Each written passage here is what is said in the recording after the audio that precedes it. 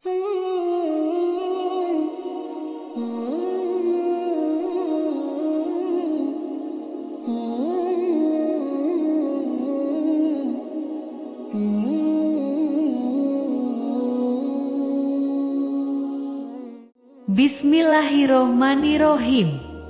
Siapa yang tidak kenal dengan nama Qarun? Nama Qarun tentu saja sudah tidak asing di telinga kita.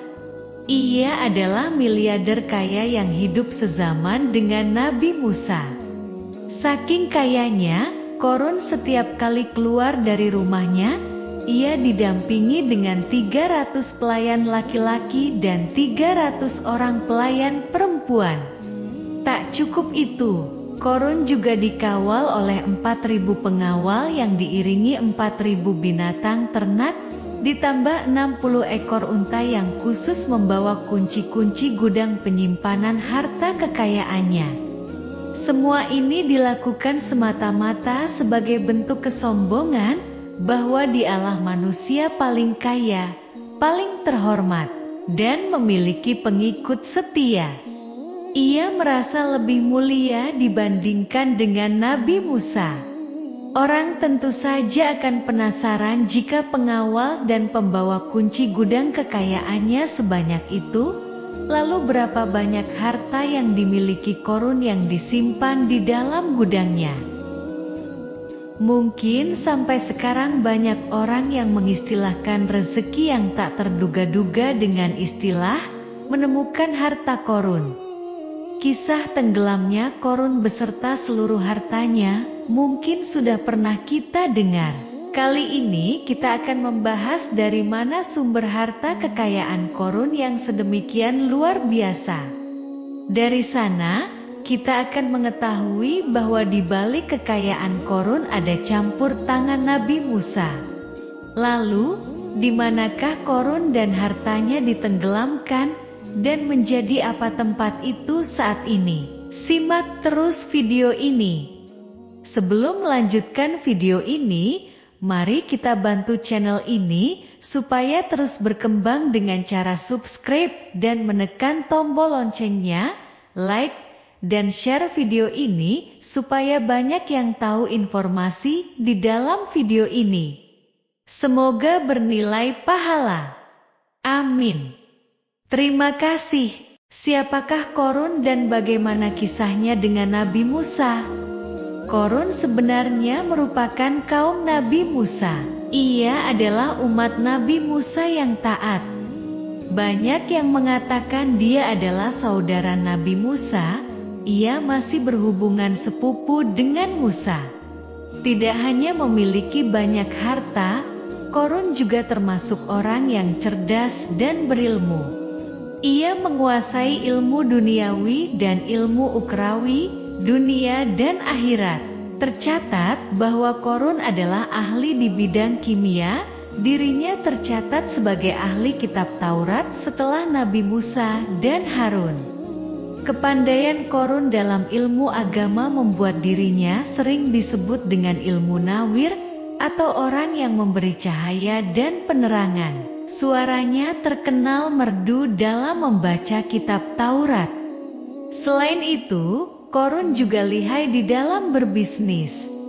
Ia mengetahui trik investasi yang menguntungkan serta jalur perdagangan internasional yang strategis di zamannya. Kekayaan Qarun begitu banyak, sebagaimana tercatat dalam surat Al-Qasas ayat 76. Sesungguhnya, Qarun termasuk kaum Musa. Tetapi dia berlaku aniaya terhadap mereka. Kami telah mengadu gerakan kepadanya perbendaharaan harta yang kunci-kuncinya sungguh berat dipikul oleh sejumlah orang yang kuat-kuat. Ingatlah ketika kaumnya berkata kepadanya, "Janganlah engkau terlalu bangga. Sesungguhnya Allah tidak menyukai orang-orang yang terlalu membanggakan diri." Qarun dikisahkan memiliki ribuan kunci gudang yang berisikan emas dan perak. Bila keluar rumah, Qarun selalu berpakaian mewah dan dikawal oleh 600 pelayan. Ia diiringi oleh 4.000 ekor kuda dan 60 ekor unta yang membawa kunci-kunci gudang kekayaannya. Namun, sayangnya, Korun kemudian membangkang pada Nabi Musa dan menjadi pengikut setia Firaun. Dari mana asal-usul kekayaan Korun? Ada beberapa riwayat yang memberitakan tentang asal-usul kekayaan Korun. Sumber pertama menyebutkan bahwa jauh sebelum memiliki kekayaan, Korun hanyalah seorang lelaki miskin yang tidak mampu menafkahi keluarganya. Anaknya sangat banyak. Suatu ketika, Korun datang kepada Nabi Musa dan meminta doa agar Allah memberikan harta benda yang banyak. Ia juga meminta Nabi Musa mengajarkan ilmu kimia dan ilmu-ilmu kehidupan lainnya. Harun yang dikenal sebagai orang yang soleh dan mengikuti ajaran Ibrahim dengan baik. Tanpa pikir panjang, Nabi Musa menyetujui permintaannya. Allah Subhanahu wa Ta'ala mengabulkan doa Nabi Musa, dan Korun diberikan kecerdasan lebih dan menguasai ilmu yang telah diajarkan. Korun menguasai teori dan praktik pembuatan emas, permata, dan beragam perhiasan mewah lainnya. Ia juga pakar dalam ilmu arsitektur, rancangan bangunan, penataan kota, dan lain sebagainya. Tidak lama setelah itu, hidupnya berubah. Korun pun hidup dengan berkeliling harta ribuan gudang yang dimilikinya, penuh dengan emas dan perak. Namun, sayangnya, keberuntungan ini membuatnya gelap mata. Korun mulai hidup dengan penuh pamer, sombong, dan ampuh. Kekayaan yang diberikan Allah membuatnya lupa akan Sang Maha Pemberi. Dikisahkan Korun selalu memamerkan harta kekayaannya dengan mengenakan pakaian mewah. Ia selalu dikawal oleh 600 orang pelayan. Tak cukup itu, Korun juga dikelilingi oleh 4.000 orang pengawal yang diiringi 4.000 binatang ternak, ditambah 60 ekor unta yang khusus untuk membawa kunci-kunci gudang penyimpanan harta kekayaannya. Semua ini membuatnya merasa lebih terhormat dan mulia dibandingkan dengan Nabi Musa. Ia pun akhirnya membelot dan durhaka pada Musa, mengingkari janji-janjinya, dan beralih menjadi pengikut setia Firaun. Loyalitas Korun terhadap Firaun membuatnya diangkat menjadi kepala mandor yang membawahi ribuan pekerja. Dikisahkan bahwa Korun bersikap semena-mena terhadap para pekerja. Ia tega memotong upah mereka, melakukan korupsi demi membangun istana dan kemegahannya sendiri, serta untuk membangun gudang-gudang penyimpanan harta yang telah ia kumpulkan jauh-jauh hari sebelumnya. Korun enggan membayar zakat ketika Nabi Musa menagih zakat yang diperintahkan oleh Allah. Ketika Korun dimintai zakat, ia langsung marah dan tidak memberikan sedikit pun kekayaannya. Lantas, apa yang dipikirkan Korun? Ia berpikir bahwa harta kekayaan yang dimilikinya didapat dari hasil kerja dan usahanya, dan tidak ada kaitannya dengan siapapun, termasuk Allah Subhanahu wa Ta'ala. Janji Korun untuk lebih taat beribadah dan membantu sesama jika diberi kekayaan oleh Allah ia lupakan. Dia mempergunakan kekayaan tersebut dalam kesesatan, kezaliman, dan permusuhan, sehingga membuatnya menjadi sombong dan terlena. Orang-orang beriman pada masa itu sering menasehati Korun untuk bersyukur atas nikmat yang telah Allah berikan, tapi dia tidak mengindahkan nasihat tersebut.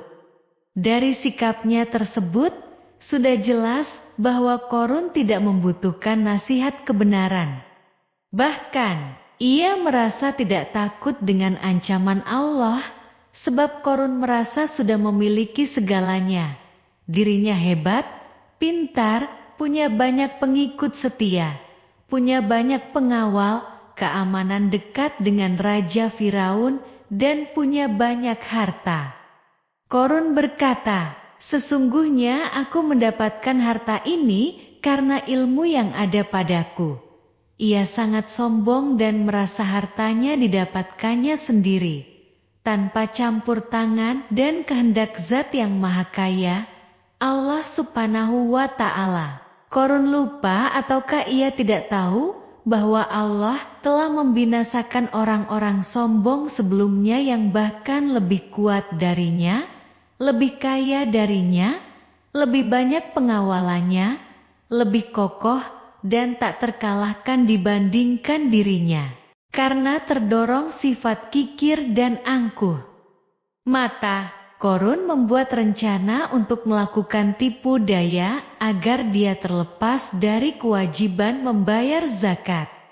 Dia ingin menjatuhkan nama baik dan citra baik Nabi Musa.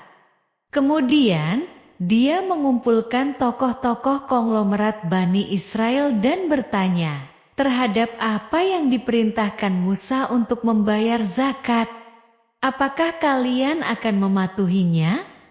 Ia hendak mengambil harta yang ada di tangan kalian. Pikirkanlah suatu cara untuk menghindari perintahnya. Para pembesar-pembesar yang dia panggil kemudian menjawab, wahai Paduka Korun, engkau lebih besar daripada kami. Kami akan melakukan apapun yang kau inginkan. Korun berkata, datangkan kepadaku wanita cantik, aku akan memberinya hadiah besar jika ia berhasil menggoda dan memfitnah Musa. Ketika wanita cantik yang diinginkan datang, Korun memberikan kepadanya uang muka sebagai jaminan bahwa ia akan membayarkan seluruh yang dijanjikan jika berhasil menjalankan misinya. Bukan hanya itu, Korun pun berjanji akan menjadikan wanita ini sebagai istrinya. Keesokan harinya, Korun mengumpulkan Bani Israel. Setelah itu, Korun menghadap kepada Nabi Musa, seraya berkata, orang-orang menanti kedatangan Anda. Sampaikanlah saran dan nasihat kepada mereka. Nabi Musa kemudian keluar dari rumahnya dan mulai menyampaikan nasihat pada umatnya. Di antara nasihatnya, beliau berkata, barang siapa yang mencuri, aku akan memotong tangannya. Barang siapa memfitnah, aku akan mencambuknya sebanyak 70 kali. Barang siapa yang tidak mempunyai istri dan dia berbuat zina, maka aku akan mencambuknya sebanyak 70 kali. Adapun barang siapa yang memiliki istri dan dia berbuat zina, aku akan rajam dia sampai mati. Korun kemudian berkata, apakah ini juga berlaku untuk Anda jika Anda sendiri yang berbuat zina? Apakah Anda akan menerima hukumannya? Nabi Musa menjawab, iya, meskipun saya sendiri yang melakukannya. Kemudian, Korun memanggil wanita yang telah dibayarnya. Wanita itu mengaku sedang hamil karena telah berhubungan badan dengan Nabi Musa. Maka, marahlah Nabi Musa atas fitnah kejam yang diarahkan kepadanya. Kemudian, Nabi Musa melakukan salat 2 rakaat lalu mendatangi wanita itu dan menyumpahnya agar mengatakan siapa yang menyuruhnya. Wanita itu menjadi ketakutan dan mengaku bahwa yang menyuruhnya adalah Korun. Lalu, wanita itu bertaubat dan meminta maaf kepada Nabi Musa. Seketika itu, Nabi Musa bersujud seraya berdoa kepada Allah agar menimpakan azab kepada Korun. Allah memberi wahyu kepada Musa bahwa bumi telah dijadikan tunduk kepada perintah Musa. Kemudian Musa berkata kepada bumi, wahai bumi, telanlah Korun beserta kekayaannya, habiskan semuanya. Seketika itu, bumi bergetar, tanah terbelah, turun, dan gudang-gudang kekayaannya beserta seluruh hartanya amblas, ditelan oleh bumi. Allah mengabulkan permohonan itu, dan Korun pun dihempaskan ke dalam tanah, ditenggelamkan bersama semua kekayaan yang dimilikinya. Maka kami benamkan dia beserta rumahnya ke dalam bumi, maka tidak ada baginya satu golongan pun yang akan menolongnya selain Allah, dan dia tidak termasuk orang-orang yang dapat membela diri. Quran, Surat Al-Qasas, ayat 81. Di mana lokasi ditenggelamkannya Korun beserta harta bendanya? Menurut beberapa masyarakat setempat, Korun ditenggelamkan di sekitar Danau Korun atau Danau Moris yang terletak di kota Fayum, negara Mesir. Di Danau Korun, konon sepupu Nabi Musa itu mendirikan istana, dan di tempat itu pula ia ditenggelamkan. Salah satu bukti arkeologis yang dapat dijumpai di lokasi tersebut adalah runtuhan bangunan yang diduga sebagai tempat tinggal Korun, berjarak sekitar 2 km dari Danau Korun. Menurut beberapa sumber, bangunan yang masih berdiri kokoh tersebut adalah benteng yang dibangun oleh Korun. Namun, ada juga yang mengatakan bahwa bangunan tersebut adalah tempat tinggalnya. Wallahu alam. Semoga kita semua dijadikan orang yang Allah mampukan menjadi kaya, tetapi tidak seperti Korun. Semoga kita menjadi seperti Nabi Sulaiman, yang dengan kekayaannya semakin bertambah keimanannya dan semakin mendekatkan diri kepada Allah.